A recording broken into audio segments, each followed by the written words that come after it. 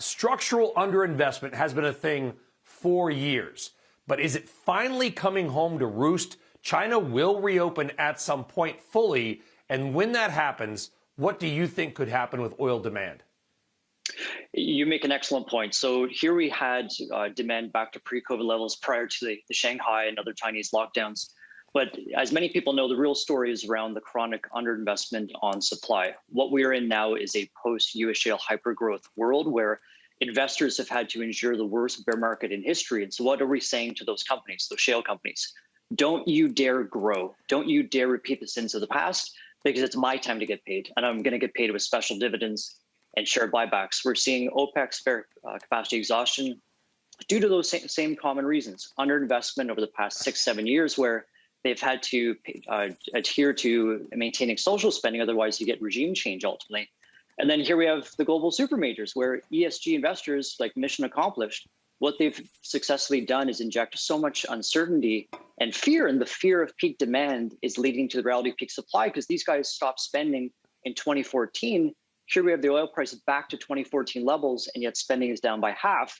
And it takes 4, 5, 6 years to bring on a mega project. And so it's this demand surge, especially with travel-related surge later this year, combined with investors telling short cycle, don't you dare grow.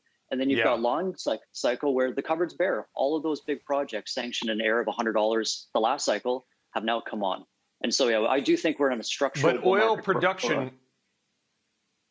Okay, I was going to say the oil production estimates here in the States, the EIA saying we're going to get back to 13 million. We are seeing rig counts up in Canada where you are. We are seeing production gently nudge higher. So at least here, we are seeing that tick up. Do you think then it sounds like that could be counterbalanced, or at least not balanced out as the world grows by what's happening with many OPEC nations, which, because they've kind of let things go, they can't even make some of their quotas? Absolutely. What we're seeing is in March, 7 of the 10 biggest OPEC members were underproducing their quota. And so it's further evidence that what you have is a spare capacity issue. We're looking for U.S. shale growth this year of about 800,000 barrels per day. That's constrained by labor shortages, and it's constrained by steel shortages and by investors saying, again, you need to rein in growth. You dare not repeat the sins of the past. You need to pay out that special dividend. And so in a market where we were undersupplied by about 1.5 million to 2 million barrels per day, you've got this SPR release, which is obviously just politics heading into the midterm election. But we have a structural challenge going forward. And as a guy, like, I spend every waking hour between my kids and my job trying to figure out where exactly do the necessary barrels going to come from, because demand, we will all be consuming oil for the rest of our lifetimes. This false narrative that we're all driving electric cars tomorrow and this is a sunset industry is bogus. And yet it's perverted people's minds into, how much should I be investing for boards? And as investors, what should I be valuing long dated reserves when, if we're not using this stuff in 3 to 4 years, why would I dare put any value on it? So yeah, it's this very special time where we have structural supply challenges and there's no easy fix. Leave us with a name that you love. I know one of them is Synovus, trades there, trades here.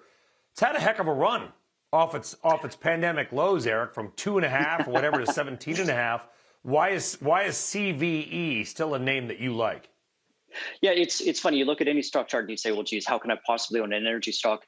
Energy stocks today are cheaper than where they were in the March, April 2020 lows, because using not even the current oil price, use $100. Here you have a company with at least 30 years of reserves, and yet it's trading at a 30% free cash flow yield. They're moderating growth, like almost barely no growth. They're buying back shares. I think you could see a meaningful increase in the dividend once they report their Q1 earnings. And so I say, okay, well, I'm paying less than 3 times enterprise value to cash flow at $100 oil. I've got 30-year reserves, so I'm getting a free call on 27 years of 30% free cash flow yields. And all of these companies are saying the same thing.